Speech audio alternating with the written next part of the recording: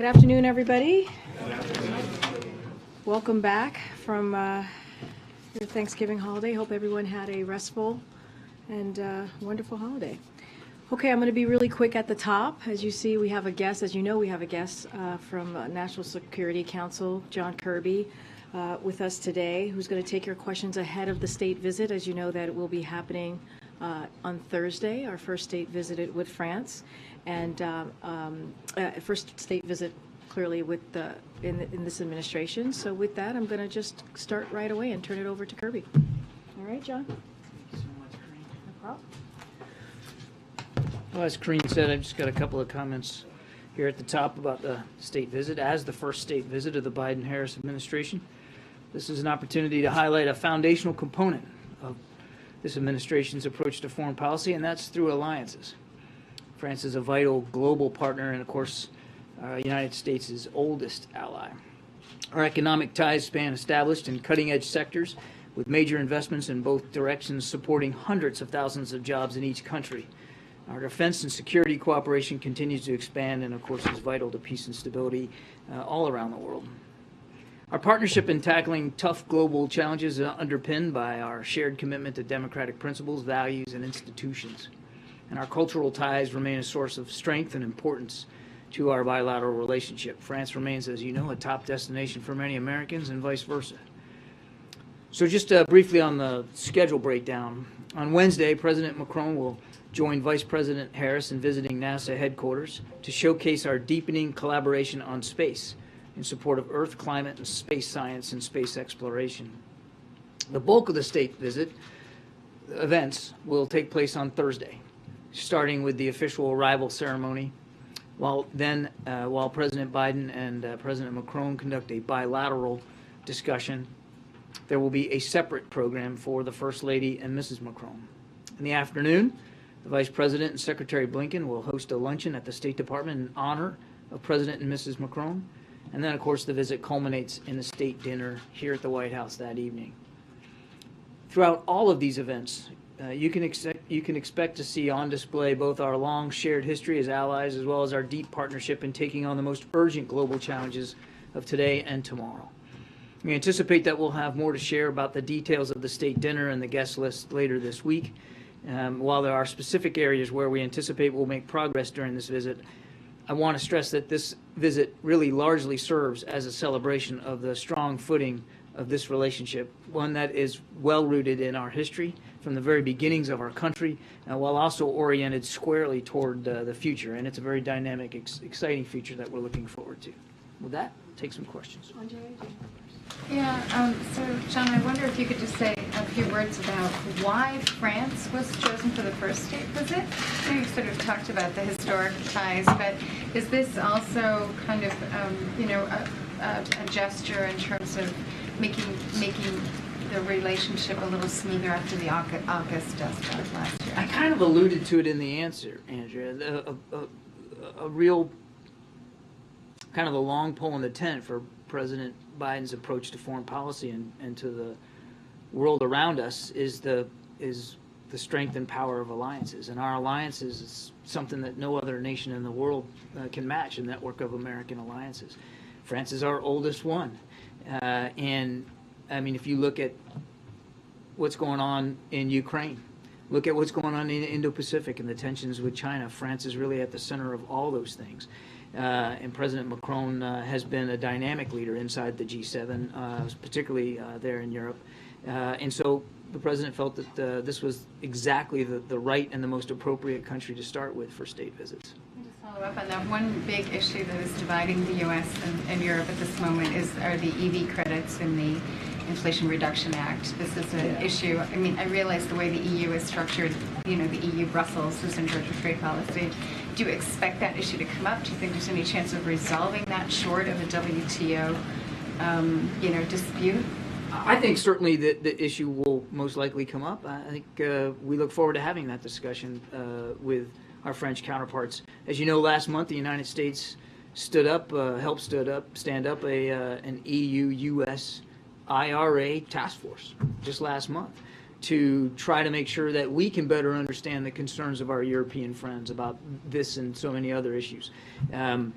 the bottom line for us is, first of all, we want to understand the concerns. We're absolutely willing to have that conversation and to find a way to work through those issues of concern.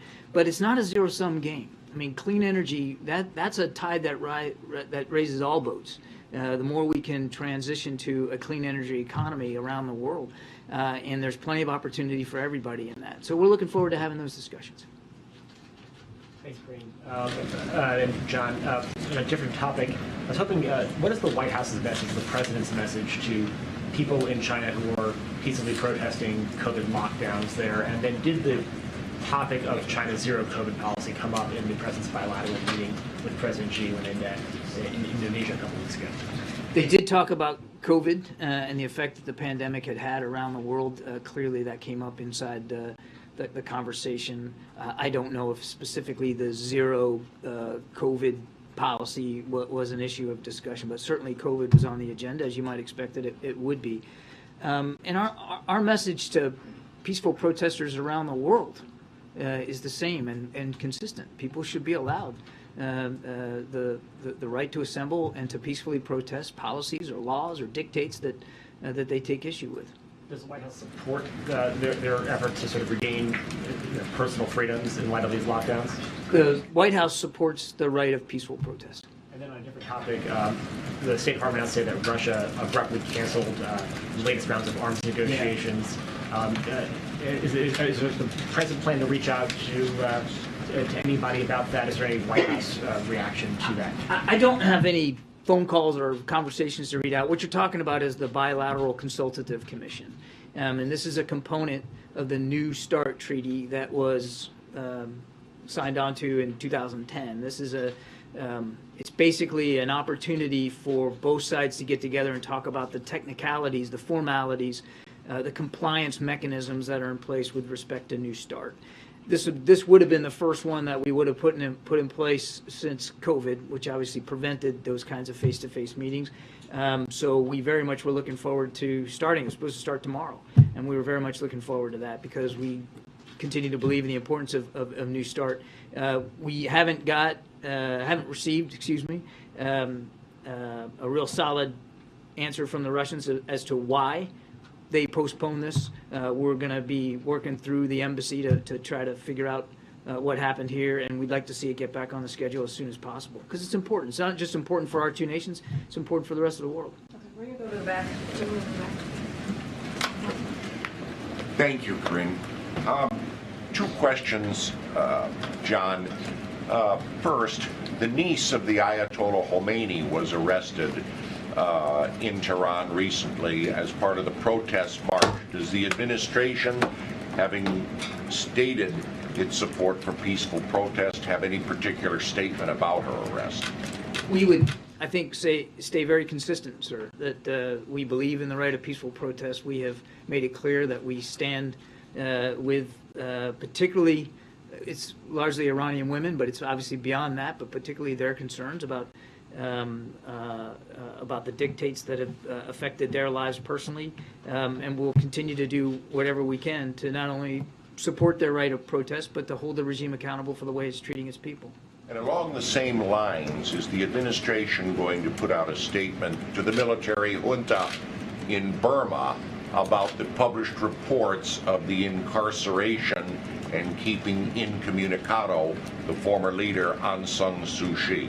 I don't have a preview of some sort of statement to read out to you today. We've been very clear about our concerns over the military's domination there and their practice and their policies, particularly the way they treat political prisoners. But I don't have a statement for you today about that particular issue. On China, John, is it the U.S.'s assessment that these protests we've seen are widespread, or are they perhaps more isolated incidents that are being amplified by social media? I don't think that we know a whole lot more about the geographic location, size, scale, and scope of them than what you're learning as well through social media and through traditional media.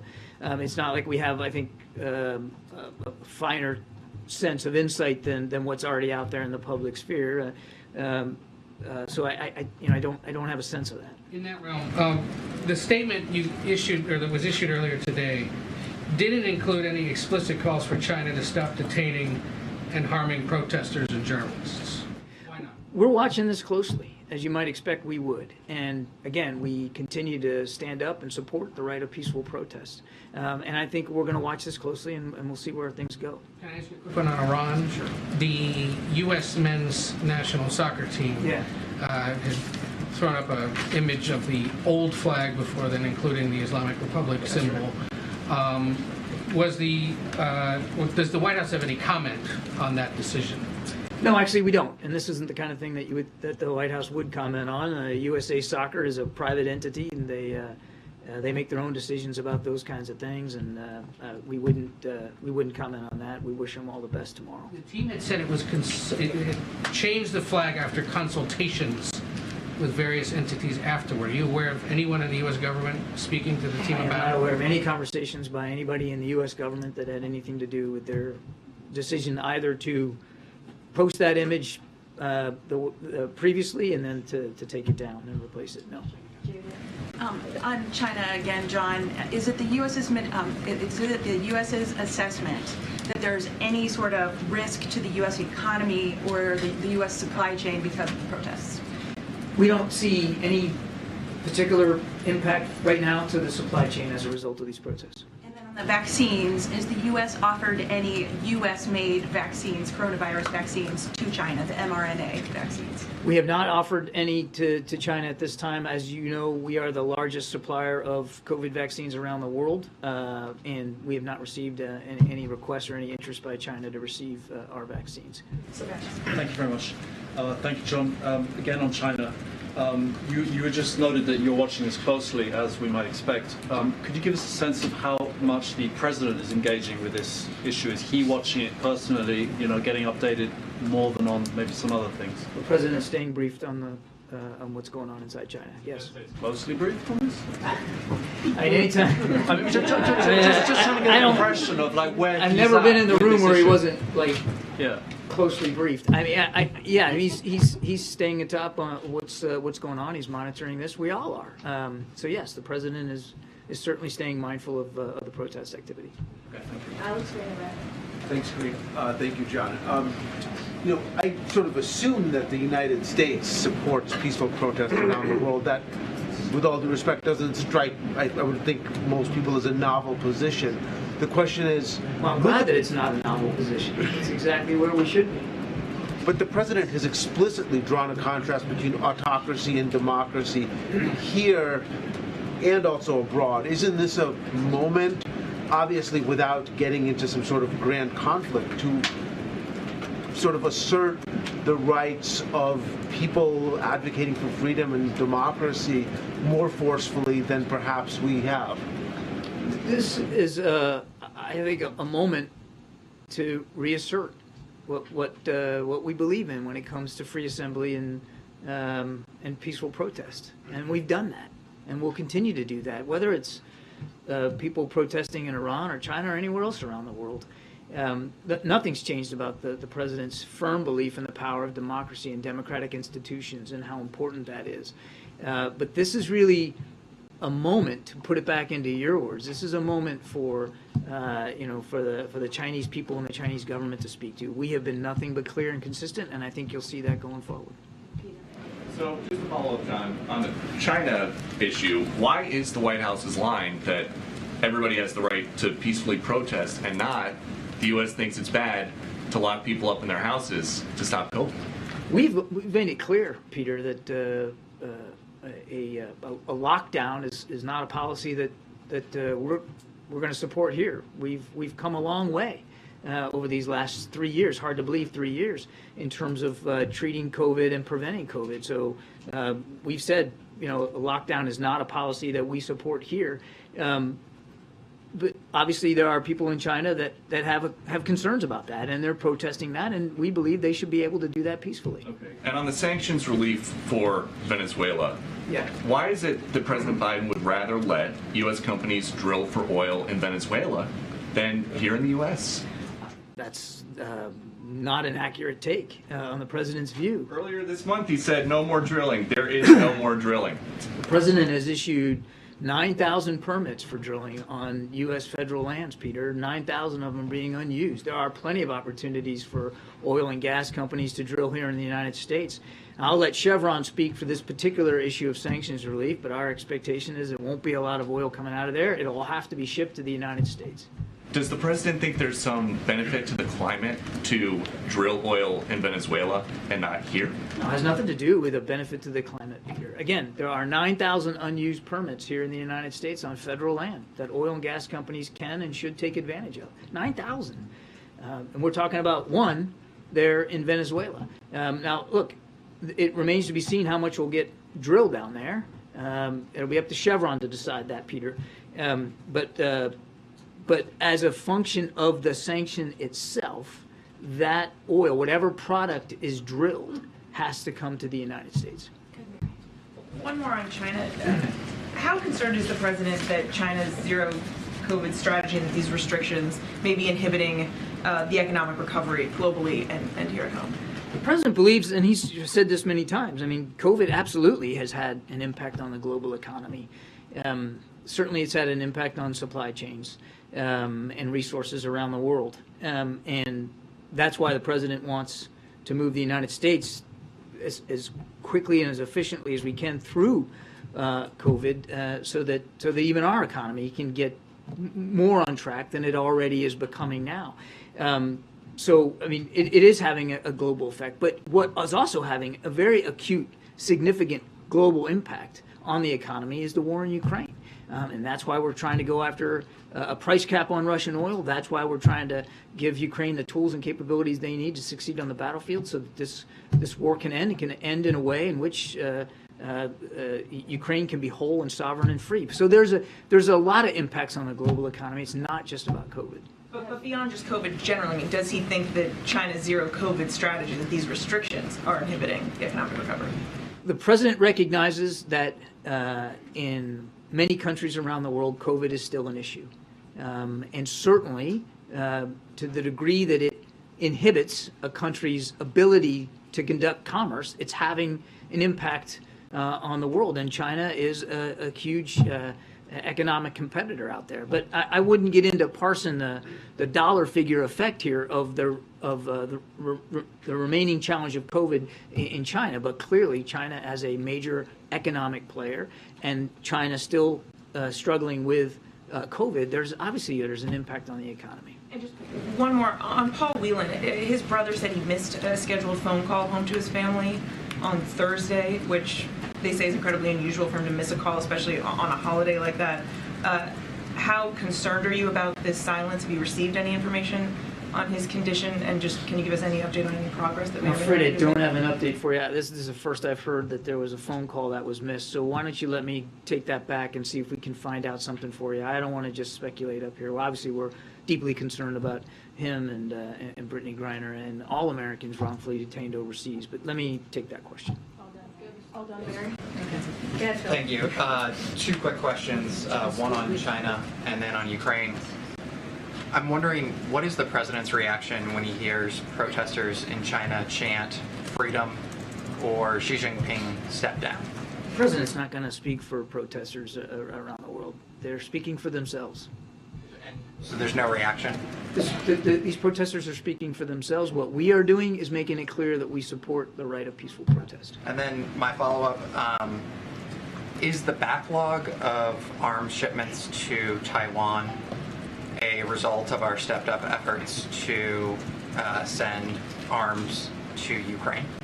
What I can tell you is that we are constantly balancing, as we must, our own inventories, the inventories of our allies and partners, and people that we do conduct arms sales with, as well as, of course, the inventory that the Ukrainian armed forces need to fight the Russian aggression. And it's a balancing act, and with every single decision by the president to draw down DoD stocks, he gets an assessment from the Pentagon about whether that's going to affect our readiness. And we're in constant touch with, again, allies and partners about their readiness needs, because many of them are reliant on U.S. systems.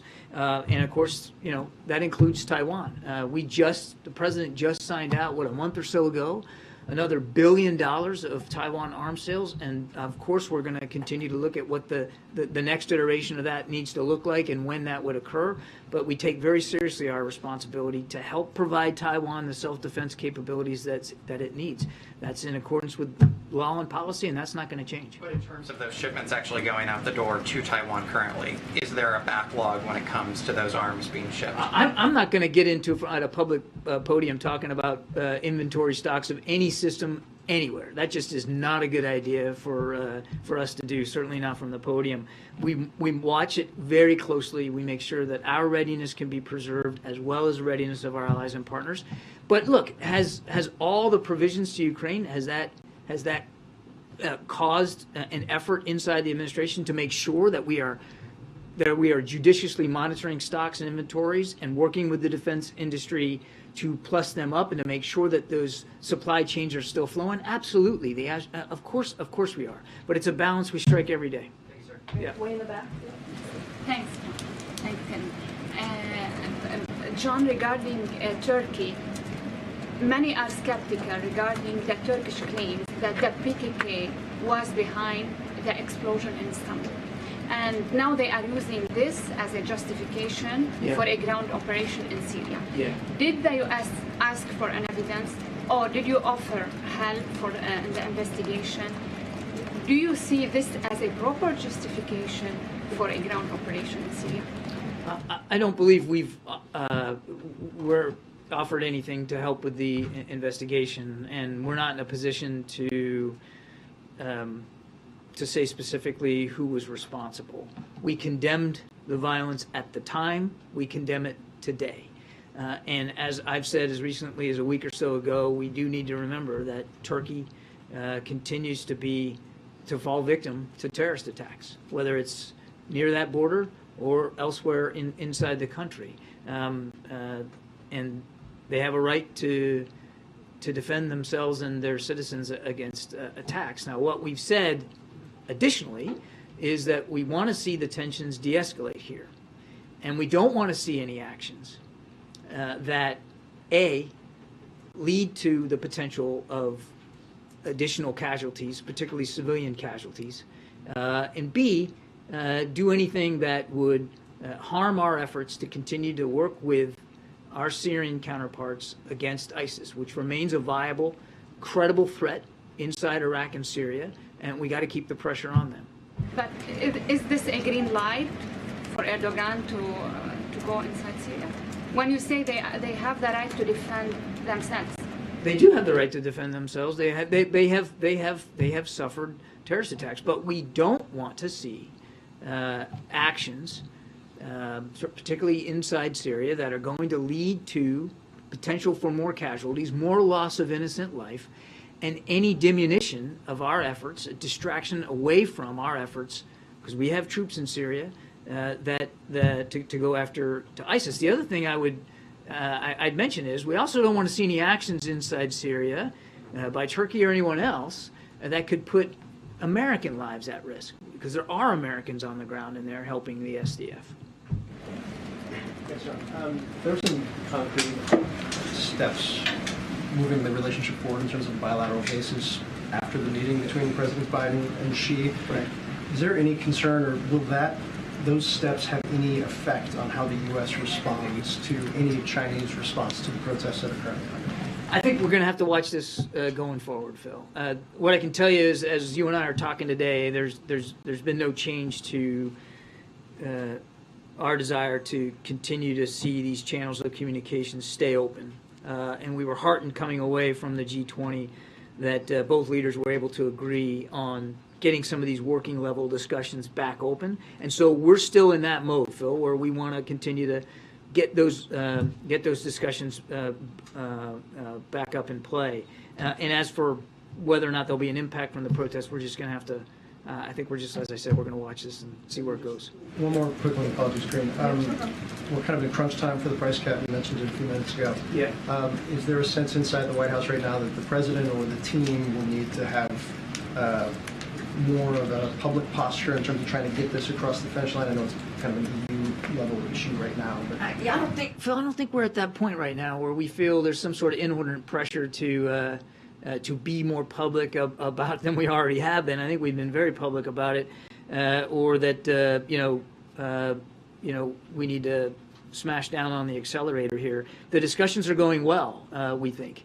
And we strongly believe that a price cap is a good approach, the right approach to limit Mr. Putin's ability to profiteer off this war. And our EU colleagues are working through the modalities they're at right now, how that would be implemented, what level it's going to be at. We think those discussions are going on in a pretty robust fashion. So I don't think we believe there's a pressure on us right now to get more involved than we already are. Thanks. John, I want to try to get your response to a letter that was sent by the leadership of 5 news organizations to the administration. One of those news organizations is the New York Times. These organizations worked with Julian Assange prior to the publication of classified cables by WikiLeaks, and they're asking that the administration drop the Espionage Act charge that was put forward against Assange by the Trump administration. Generally, what's the White House's response to that request? And I'll start there, and then I'll ask you a follow-up. Yeah, we're aware of it, and we would refer you to the Justice Department. All right. Anticipating that answer, what is your assessment, or what is the National Security Council's assessment of the harm that was done by the WikiLeaks leak in 2012? And that would inform any decision by the Justice Department. I think, if you go back and look at how the administration responded in 2012, and of course, President Biden was then vice president at the time, we would maintain that what we said at the time, what was said at the time, that those leaks, those revelations in the public sphere were damaging to U.S. national security. Yeah, I just wanted to ask, the head of NATO is warning that essentially Vladimir Putin is using winter as a weapon of war against Ukraine. What specifically is the United States doing in conjunction with its partners and allies to counter that, given the continued attacks on the energy grid? So you're referring to his targeting of civilian infrastructure. Yeah. So I mean, this is a guy who's used food as a weapon. He's used fear as a weapon. As the Secretary General of NATO said, now he's using the coming cold weather here to basically try to bring the Ukrainian people to their knees. When you take a look at what he's hitting, it's almost all civilian infrastructure. And it's largely, as you pointed out, it's energy, it's water, it's the kind of resources that people need as they get ready to brace for what will no doubt be a cold winter. So what we're doing is a couple of things. First of all, we're still going to continue to provide the Ukrainian armed forces with the tools, weapons, the capabilities, the training that they need so that they can be successful on the battlefield. And they have been very successful in just the last few weeks. Secondly, we're working with allies and partners around the world, and certainly working inside the various agencies of this administration to get spare parts, equipment, transformers, the kinds of material they'll need to get some of these systems and networks back up and running and get the power turned back on in much of Ukraine, as well as, of course, water resources. So we're working on that very, very hard, again, with allies and partners.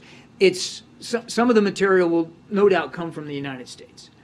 But we also recognize that their grid is based on infrastructure that is uniquely European, and so we're working with, again, allies and partners in the region as well to see what they can do to get more in there to keep the lights on and the water running.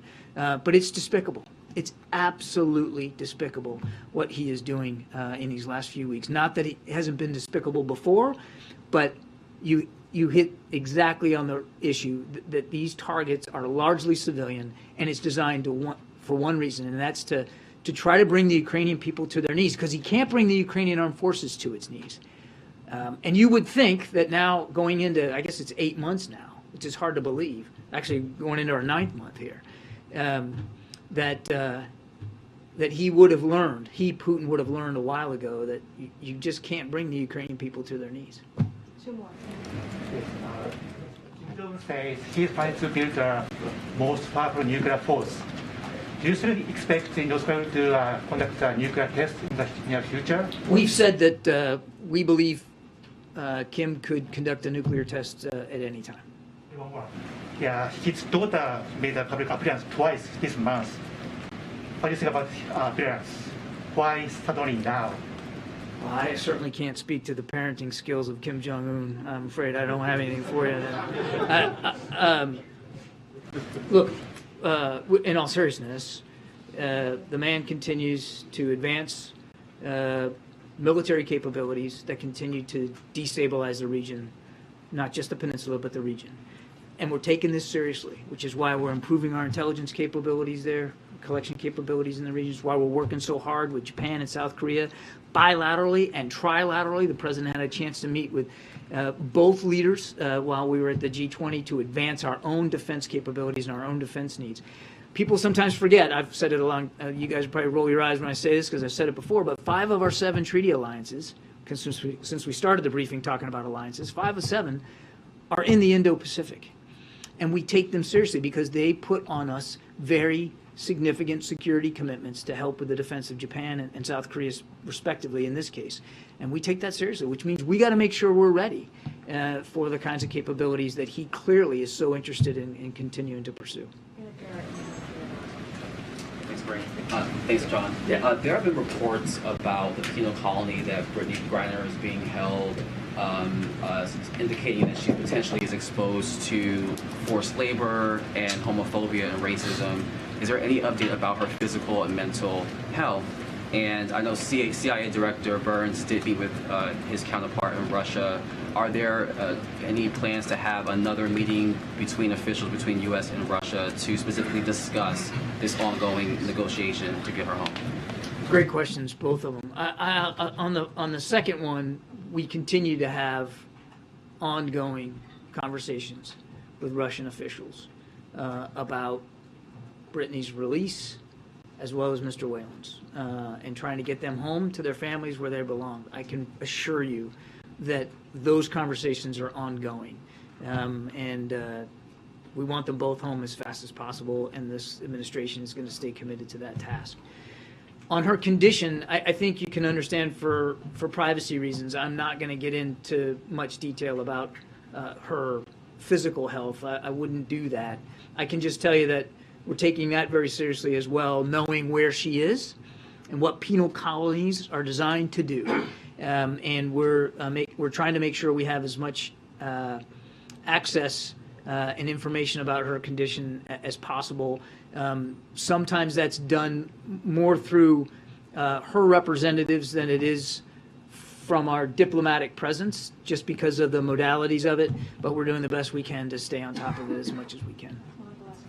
John, can you share any update on whether President Biden will accept the invitation of Mexican President López Obrador to attend the Three Amigos Summit in Mexico City? I know that had been talked about as potentially scheduled for December, now maybe pushed back to January. Is there anything you can The share North on that? American Leaders Summit. The president's looking forward to being able to have that meeting, but we don't have a date yet or anything to say on the schedule. Nothing to confirm on the schedule right now. But he's looking forward to the discussion. Absolutely. All right. Thank you. Thanks, guys. Happy late Thanksgiving to you. Thanks, John. Okay, before we dive into questions, just to have a couple of things, a few updates at the top to share with all of you. As you know, President Biden committed to doing everything within his power to address Putin's price hike at the pump. Today, gas prices have returned to the levels they were prior to Putin's invasion of Ukraine. As the chart behind me shows, the national average is $3.55 per gallon, down over $1.45 per gallon from the June peak. The most common price is $2.99 per gallon. That's saving American families with 2 cars about $160 per month on average. This is important breathing room for American families and meets a key commitment the president made to them. So it's no accident either on a couple of things. President Biden has been releasing oil from the reserve, as you know, which was a historic action that this president took. He called on international partners to release oil as well. And he's been calling on oil and gas companies to pass on their savings to consumers at the pump. The president's actions have helped bring prices down for families, and he will continue to do everything possible to bring prices down even further. Earlier today, the president signed a presidential memorandum on promoting accountability for conflict-related sexual violence to strengthen the U.S. government's effort to combat rape as a weapon of war. This presidential memorandum directs the State Department, Treasury Department, and other federal agencies to leverage sanctions, authorities, assistance, restrictions, and other tools to promote accountability for perpetrators of conflict-related sexual violence. With this executive action, U.S. departments and agencies are, for the first time ever, being directed to ensure equal consideration of acts of conflict-related sexual violence when identifying targets and preparing designations for potential sanctions. Under President Biden's leadership, the United States will continue leading efforts to rally other nations and international organizations to prevent and promote accountability for acts of conflict-related sexual violence. Today's action is part of the president's broader commitment to work to address all forms of gender-based violence.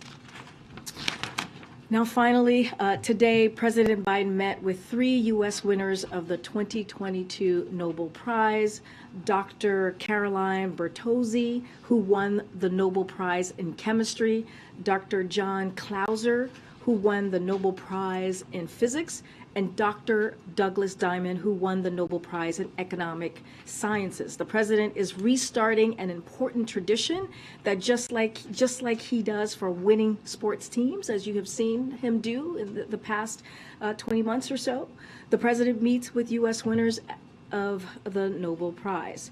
Their achievements show how taking on the biggest questions can establish new fields of inquiry, promote technology innovation, and expand the boundaries of what is possible. Their work is a reminder of why President often says that America can be defined by one word, and you all know that word that he uses is possibilities.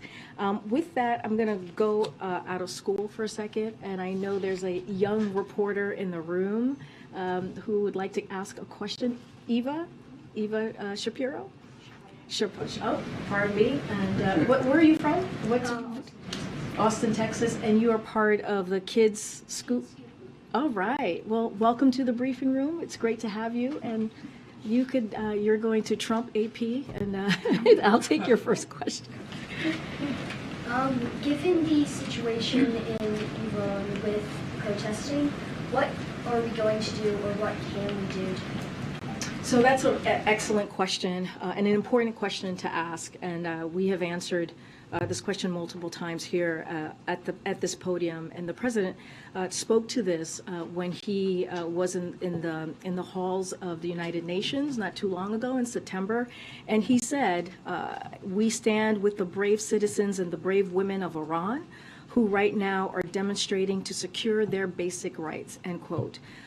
There's a lot that we can do and a lot that we are doing to support those brave citizens, again, of Iran, those brave protesters. We're taking steps both on our own as the United States and also in partnership with other countries just around the world, and including organizations like the United Nations, as I mentioned when the president first made his comments about what we were seeing in Iran from the civilians. But let me just give you a couple of examples. We're using economic tools like sanctions against Iranian officials. We supported the UN Human Rights Council's vote to create a fact-finding mission to investigate human rights abuses in Iran, which was really historic, something that we had not seen.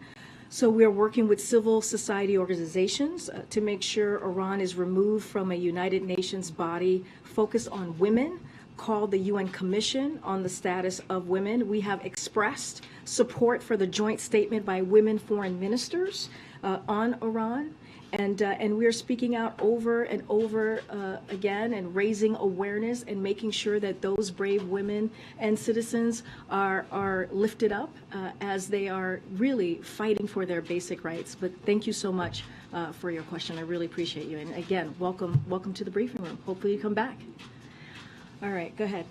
And welcome to the briefing room. On 2.5 weeks ago, the president held his press conference after the midterm results. He said he'd be inviting congressional leadership of both parties over to the White House after his trip to the G20, a week plus since he's been back. Has that invite gone out, and when is that meeting going to take place? So as you know, Congress has just returned, so the president is looking forward to talking to, speaking with Democratic and Republican leadership. I don't have anything to preview for you at this time on a date on when that will happen, but he is, this is something that he is indeed looking forward to, and we will make that happen as soon as we can. Today is this deadline for counties to certify election results in a number of states, including Arizona, where at least one county has refused to certify the results of the midterm elections from a couple of weeks ago, citing the conduct of the election in another county, Maricopa County. Is the White House monitoring sort of state level and local and county level efforts to sort of overturn election results or not certify election results, and does the president have any response? So, very good question. I don't have anything to share on if we're monitoring anything specific or in particular. I'm sure that's something the DNC is doing, and other committees are clearly focusing on those particulars very closely. Look, in the context of democracy. Yeah, no, but we've been very clear on the sacred right to vote and how, and how it's important that the American people feel like their vote will be counted, and he has denounced the election deniers that we have heard from on the other side, and he has called that out, and he has every confidence in our electoral system. And just, lastly, we know those real negotiations seem to be nearing an impasse. There's a report in the Washington Post that the president plans to ask Congress to step in and either extend the cooling off period for talks or take some other measures to try to prevent a potentially devastating shutdown of the rail system in the next couple of weeks. Can you confirm the president does plan to ask Congress to step in and take action here? Look, I don't have anything right now at this time to announce or preview on any announcement that the president's going to make. Once he is ready to make that announcement, certainly we will let you know, or make an announcement of any kind related to this. We will clearly share that with all of you. I do want to say a couple of things, which is really important as we look at what's currently happening. Look, from the beginning, the president has been very clear. Shutdown is unacceptable because of the impact that it would have on jobs and families and farms and businesses and communities just across the country. The president is directly involved in the process and has been engaged with his team, and also has had conversation with members of Congress on this particular issue in case resolving the issue falls to them, as it has 18 times in the last 60 years, as you know. I know you guys are following this closely. And in addition to President's involvement, Secretary Walsh has been in contact with rail workers, the unions there. He has been in direct contact with them. Secretary Buttigieg has been in contact with rail companies, and Secretary Vilsack has engaged agriculture and industry stakeholders as well. So this has been very much not just the president, but clearly the three secretaries that I just mentioned and his administration. A majority of unions, as you all know, have voted to ratify the temporary agreement. That's 8 out of 12. There are 12 unions involved, and the best option that we believe, that the president believes, is still for the parties to resolve this themselves, and to do this really in short order. Members of the Democratic National Committee are meeting here in Washington later this week to talk about the potential calendar for the party's presidential nomination process in 2024. They're doing this, in essence, at the behest of the president, who has signaled that he's not a huge fan of Iowa going first, given the lack of diversity in that state. Can you say whether he intends to weigh in on this issue as or before they meet, or if he indeed believes that Iowa should lose its first in the nation status? So, look, this is not something that I'm going to speak to from here. This is something that the Democratic National Committee, as you know, is that committee that you're speaking of is out of the DNC. And so I would refer you to them specifically. I don't have anything else to preview or to share about any comments or statements that the president may make on this particular issue. But again, from here, I'm not going to comment on this. I would refer you to the DNC. Are there any plans for the president to go to Georgia in the final days of the Senate runoff? So I've been asked this question before about what the president could potentially be doing for the Georgia runoff. I have to be careful because it is an existing race that is happening, and so I am covered by the Hatch Act, so can't speak specifically to this. But what I can say, and I've said this before, the president is willing to do whatever is needed of him by Senator Warnock. I don't have anything else to preview from here.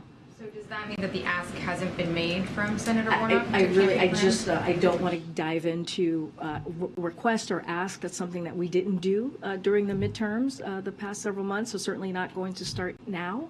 What I can say, I don't have anything to preview for you at this time or to announce, but again, the president is willing to do whatever is asked of him. The Boston Globe is reporting that the president is going to be in Boston on Friday for a fundraiser.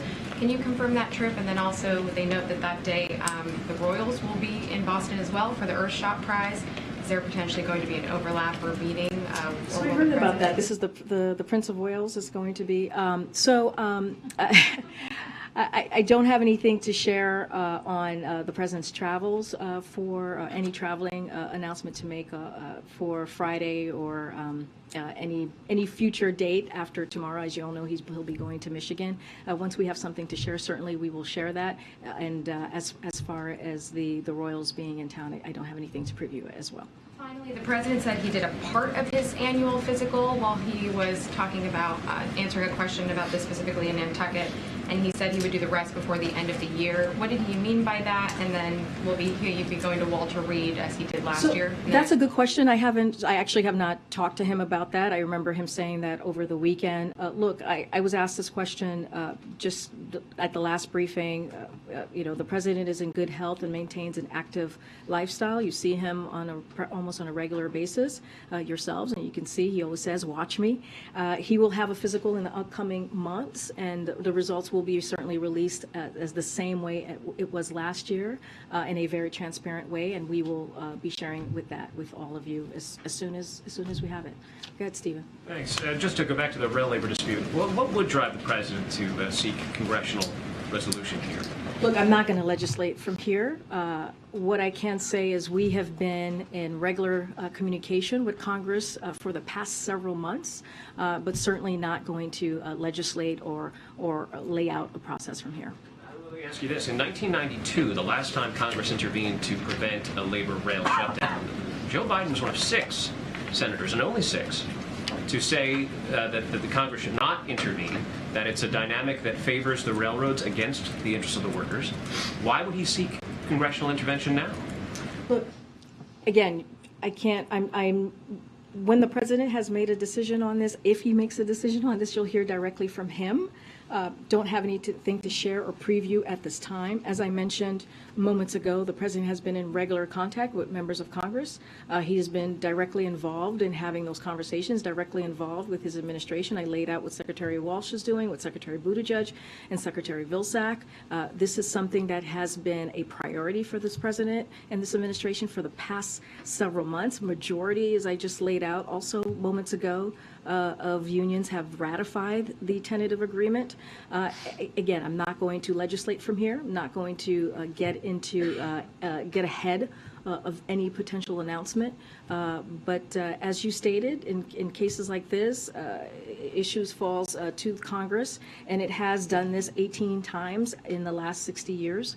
So again, it's not unusual, but I'm just not going to get into a hypothetical from here at this time. Okay. A couple questions about the lame duck agenda. The president said last week that he was going to try to ban assault weapons during this session. What does that look like? Is he making calls? Is he taking meetings on this? Has he tasked the team with working on this? And does he think that 60 votes are actually possible here? That's within reach somehow. So I'm so glad you asked the question, Mary, because this morning when I was in the Oval Office in a meeting with the president, he actually brought this up himself because he knows how his comments were reported over the weekend. And he wanted to be very clear, and he said that he believes that it's important to keep this issue in banning assault weapons at the front of minds of Americans. He believes that it is also up to him as President of the United States to make the case for why it is critical to move forward with assault weapons ban. And so he understands what's at stake. He wants the American people to continue to understand what's at stake. We know many communities have felt this very deeply, very personally, and he also believes, there were families this past Thanksgiving holiday who looked around their table and there were missing members of their family because of this gun violence, this horrific gun violence that we have seen as recently as this weekend, as recently as just last week. And he believes that they deserve for him to continue to talk about this, continue to put this out there about the importance of getting this done for American communities. But again, look, we understand it's an uphill battle. We understand that this is not easy. He gets that, but doesn't mean that he's going to stop fighting for it or that he's going to stop talking about it.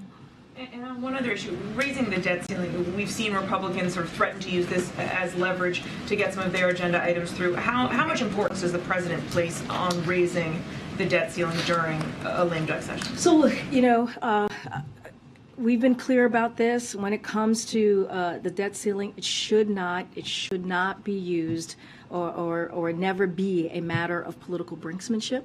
We've been very clear about that, and congressional Republicans, they passed this with the last president 3 times. The former president, they passed to lift the debt ceiling 3 times. There's no reason why this should not be happening this time around. Look, Congress, needs to take the responsibility once again to address the debt ceiling before it expires, and they need to act sooner rather than later. Look, now that Congress is back, we believe that there will be more of an urgency to get this done. Look, this is about the sooner they act. This is about our economy. This will be better for our economy. So we'll have those conversations. The president, as I was asked moments ago, is going to meet with leadership from both the House and the Senate, the Democratic and Republican leadership, and certainly we'll be having these conversations. Yeah. You just laid out for us the gas prices are back down to levels before the war. Housing prices, on the other hand, are not coming down nearly fast enough. Given the split Congress, we've talked about some of the difficulty of the lame duck session. I mean, have you run out of options in terms of pressing down housing prices, and what can you do to help people there, especially if the student debt issue doesn't, go your way? Look, we are, as the president said, to your last statement about the student debt relief, his relief plan, he's optimistic. He's an optimistic person, and he's going to continue to fight for a plan that's going to help close to 40 million Americans across the country. And let's not forget, 90% of them are making less than $75,000 a year. That matters. That is a plan that is going to give people a little bit of breathing room. So we are confident in our legal standing, if you will. As you know, it's up to the Supreme Court, and we're going to continue to fight. That it will not end. But to your question, look, housing affordability is a central challenge for families. We know that, as you just laid that out, Andrea, and that's due to longstanding shortfall of affordable housing, plus increased demand for homes during the pandemic, and a reduced number of homes due to previous supply chain challenges. So the good news is this, that we are starting to see the housing market cool by a range of measures, just a bit. Several data sources now show that rent falling or rent growth easing in recent months, which should mean lower shelter inflation on months ahead. And but we understand and we get it. As I just said, it's a central issue for many families, many Americans. There's more work to do, and we will continue to use all of the administrative tools to make sure that we continue to give families some relief. I have a question about Twitter. There's a researcher at Stanford who says that this is a critical moment, really, in terms of ensuring that Twitter does not become a vector for misinformation. I mean, are you concerned about Elon Musk says there's more and more subscribers coming online. Are you concerned about that, and what tools do you have? Who is it at the White House that is really keeping track of this? So look, this is something that we're certainly keeping an eye on, and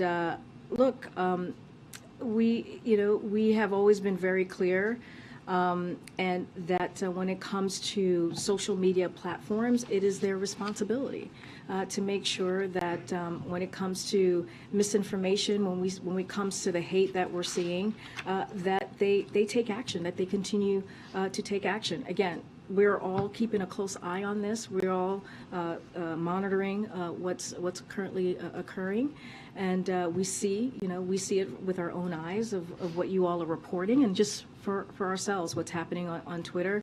But again, social media companies have a responsibility to prevent their platforms from being used by any user to incite violence, especially violence directed at individual communities, as we have been seeing, and the president has been very clear on calling that out. He'll continue to do that, and we're going to continue to monitor the situation. Go ahead, Phil. Thanks, Karine. I don't think the president has spoken to the House Republican leaders since the day after the election, even though the House was called for Republicans a few days later. Is that anything to do with the fact that he may not actually be Speaker of the House next Congress, or how are you guys kind of working through that? No, Congress has been out. They're just coming back in. Look, the president has been really clear, and he's underscored this many times, that he's eager to find common ground and work across the aisle. That is something that he has done while he's been president here. The CHIPS and Science Act, as you all know, the bipartisan infrastructure law is something that he's done as well, and he has signed into law more than 200 pieces of legislation that were bipartisan. So look, he's looking forward to having those conversations with congressional Republicans, and what his focus is, and he's been very clear about this, is delivering for the American people, continuing to give them that little bit of breathing room.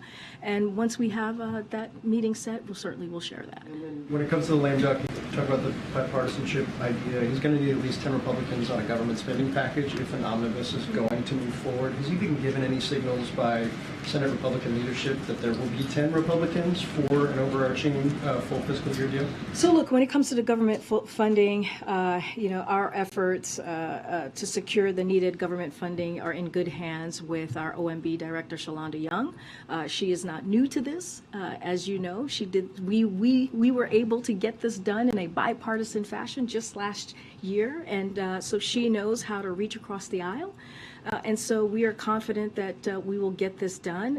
And we have been, our Office of Leg Affairs, the office OMB as well, has had multiple calls with congressional members and staffers, and also have done briefings about how important it is in reaching an agreement, a full year appropriations agreement, and the dangers of passing the buck yet again. And not only that, I think you all saw just last night, the Secretary of Defense, Secretary Austin, put out a letter. He wrote to Congress, and he warned that a continuing resolution of any length would result in significant harm to the American people, military programs, and our national security and our competitiveness. We have to remember, the programs that we're talking about are not partisan programs. They are programs that's going to help American families. We're talking about education. We're talking, as I just mentioned, as the Secretary said, our national security. We're talking about things that really, truly matter to the American people. Education, cutting-edge technology, all of these things are not partisan issues. And so we should be able to get this done in a bipartisan way, just like we did last year. Thanks, Karine. You mentioned earlier about how passing an assault weapons ban would be an uphill battle, especially given the breakdown in Congress. I wonder if there are other things the president is considering, whether it's executive authority or calling on state governors to take action at the state level. What are some of the other things that the president's considering? Well, so let me just first state, I get your question, but let me just first state a couple of things. Number one, this president has taken more executive action his first year and a half on dealing with gun violence than any other president. And that shows his commitment and what he has been able to do, and wanting to make sure to protect our communities. And so just want to be very clear on that. And let's not forget, just a couple of months ago, there was a bipartisan legislation on protecting our communities to really deal with the effects of gun violence. And so that is something that happened. That was the first time we were able to see that type of legislation in 30 years.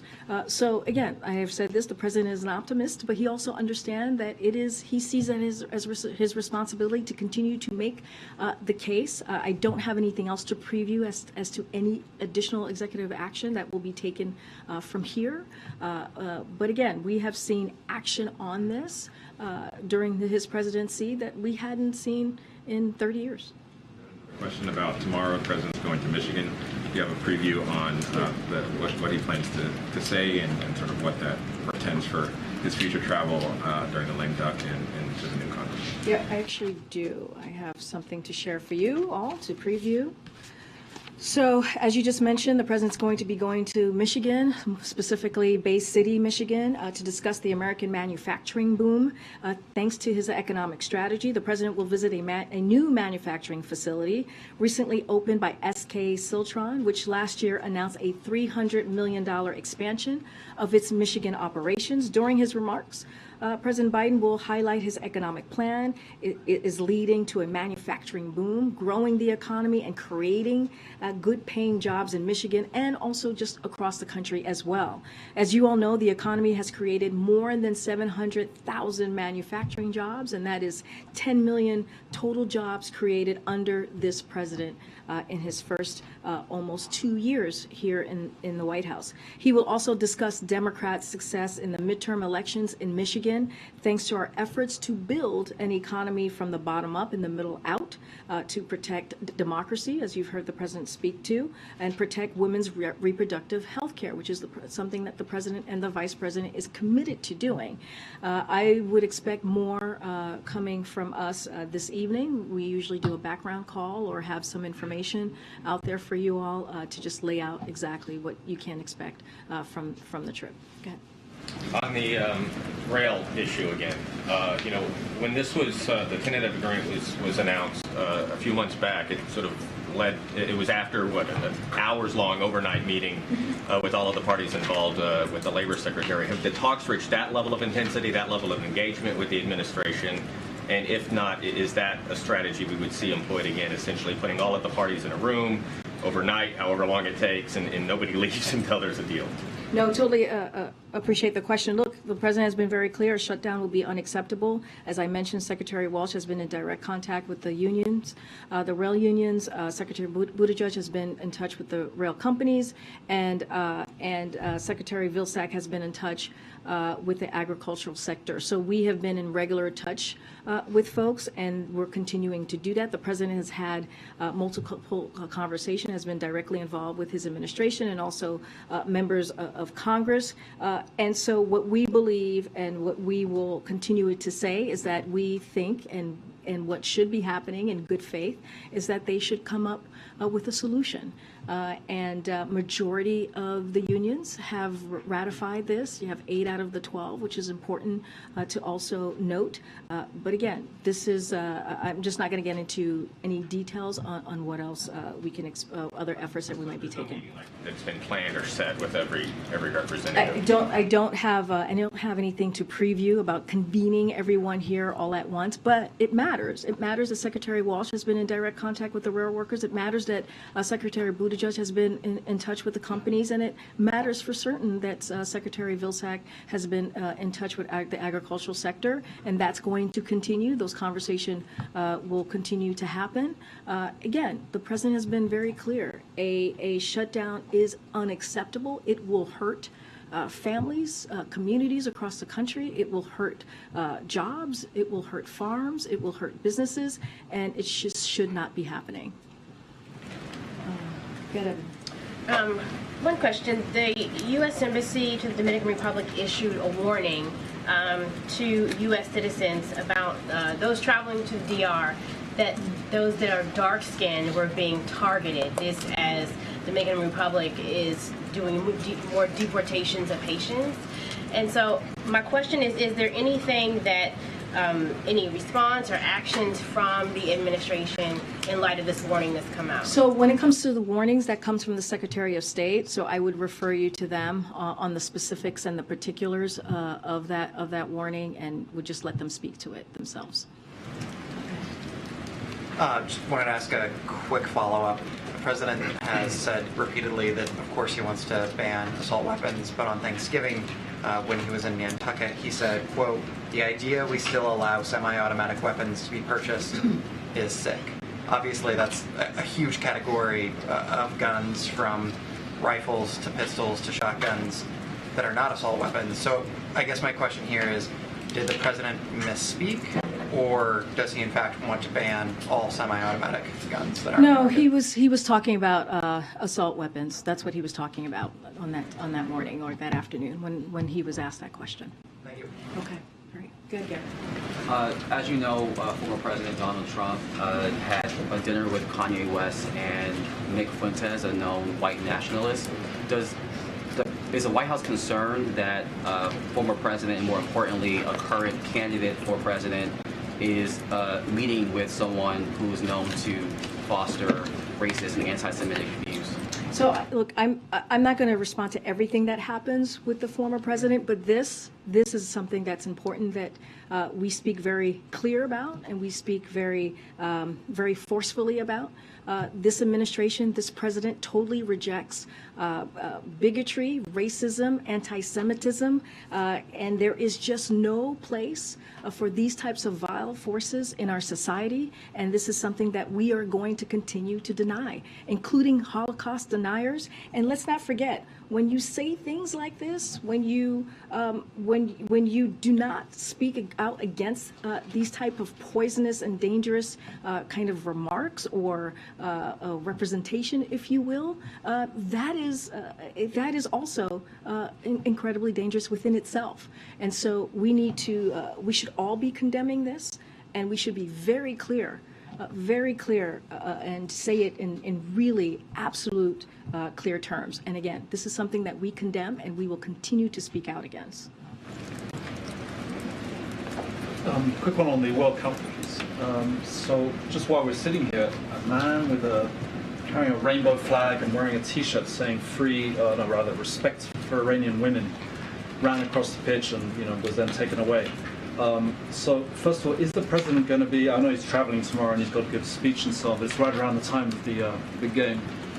Is he going to be? Is he going to be basically kept abreast of how that's going? And just on the political side, what does he feel about the rights of people to do things like what this man did just now, wave a LGBT flag and call out for Iranian women? Thank you. Just more broadly, and we'll say this. Look, we urge the state of Qatar and all Qataris to fully realize the Emir's message here, and that is to truly recognize and welcome everyone to the World Cup. And we've been very clear about that. We have said that many times before. We are concerned over the potential treatment of LGBTQ+ spectators and athletes. And this is something that the president will call out. Any type of human rights abuses. He is not shy and has been very clear raising these issues. And he'll continue to do that. And look, when it comes to the game tomorrow, clearly the president will be kept abreast of how that particular game is going. But as you know, we'll be traveling to Michigan tomorrow. All right, thanks everybody. What about the Biden administration funding anti-Semitic organizations?